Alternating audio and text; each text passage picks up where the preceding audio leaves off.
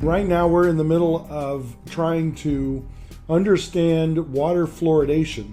And the reason this is a topic is simply because I was running through the ADA News, which is a periodic newsletter from the American Dental Association, and they are celebrating the fact that water fluoridation started in 1945 is today 75 years old. And that's important. We have all been living with it, and we've heard debates about it. So my objective is to see if we can uncover information about it. But I'm not doing it in the usual way, and that is I would read a lot, and then I just give you the answer, whatever that answer is. Rather, I am walking with you through some of the questions and challenges because I think that it's a good exercise and fits with my 80-20 rule. So let me go back over that one. The 80-20 rule in Perio is that people who come into a periodontal practice or have a chronic inflammatory problem like periodontal disease come in with the assumption initially that 80% of the control of the problems are in the hands of the office or the practitioner or the specialists or science. 20% is in the hands of the individual.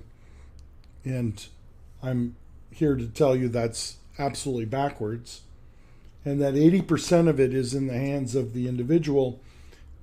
And I give a few reasons for that, which I don't think we'll go over right now. But if it makes sense, but in helping you to become more of the individual who takes on these challenges, I am working to sort of equip you.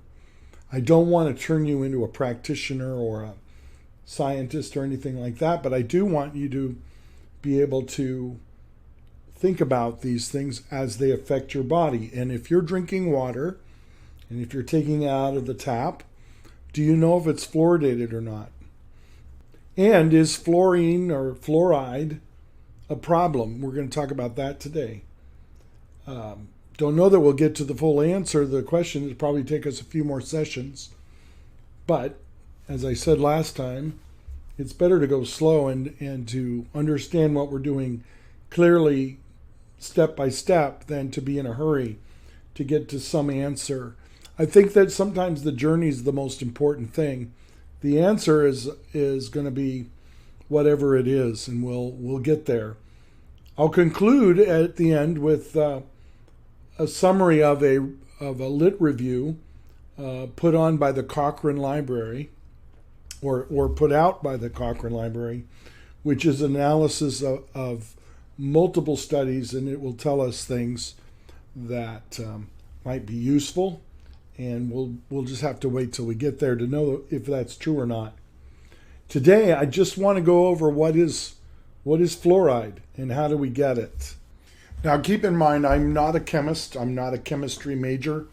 My background was English, and I think I have more of an understanding of organic chemistry and biochemistry than elemental chemistry, general chemistry. But having said that, let's dive into this. You recall that we have what's called a periodic table.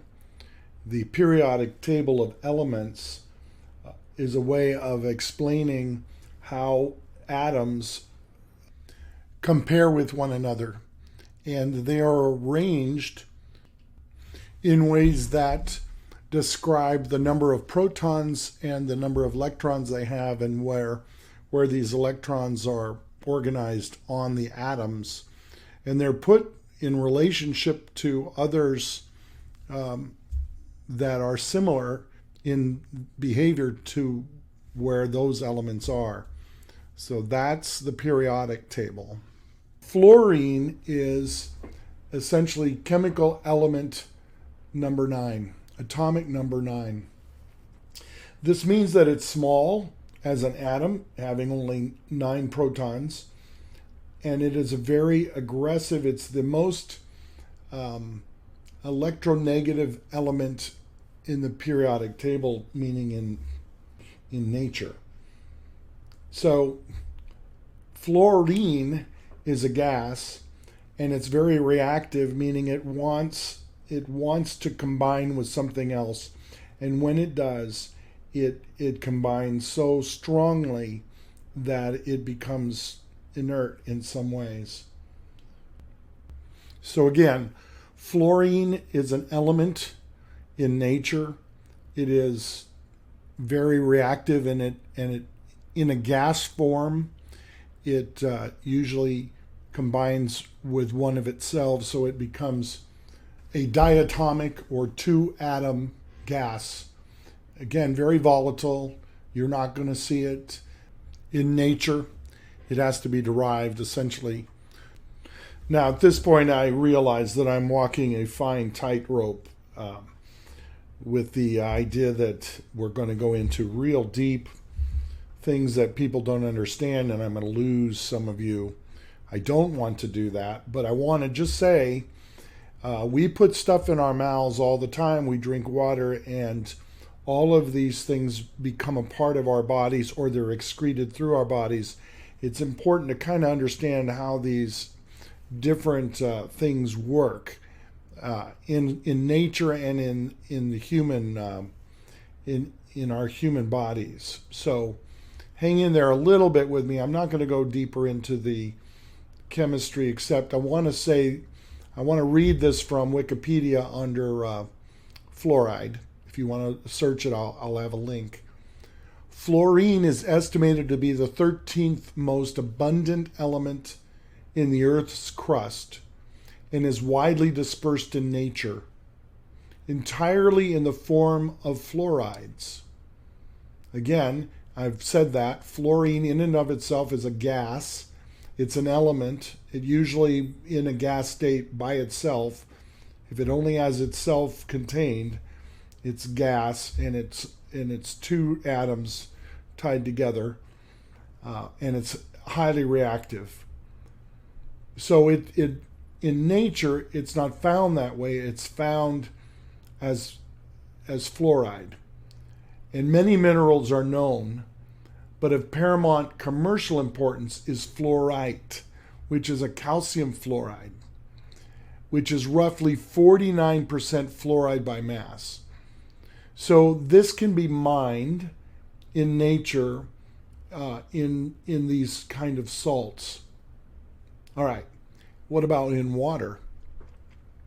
Fluoride is naturally present at low concentration in most fresh and saltwater sources, as well as in rainwater, particularly in urban areas. In seawater, fluoride levels are usually around 1.1 milligrams per liter, and to compare that, chloride in seawater has a concentration of about 19 grams per liter. The low concentration of fluoride reflects the insolubility of the alkaline earth fluorides.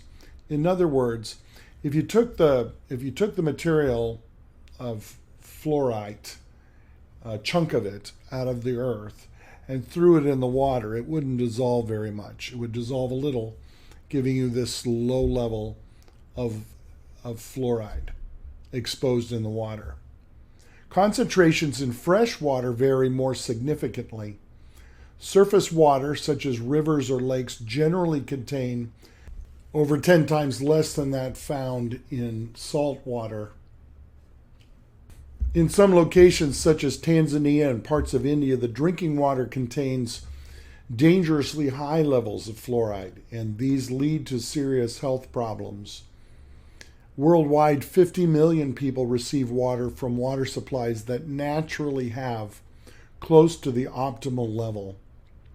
And in other locations, the level of fluoride is very low, sometimes leading to fluoridation of public water supplies. Okay, quick review and then I'm done for today. We talked about fluorine, that's the element, and we've talked about fluoride, which is when fluorine combines with something else, and we know that it combines in a very strong way. We've also learned that fluorides are in water naturally.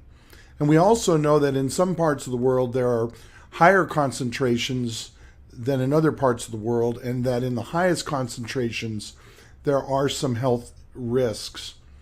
We also know that we're not going to eliminate fluoride because of the fact that it's everywhere.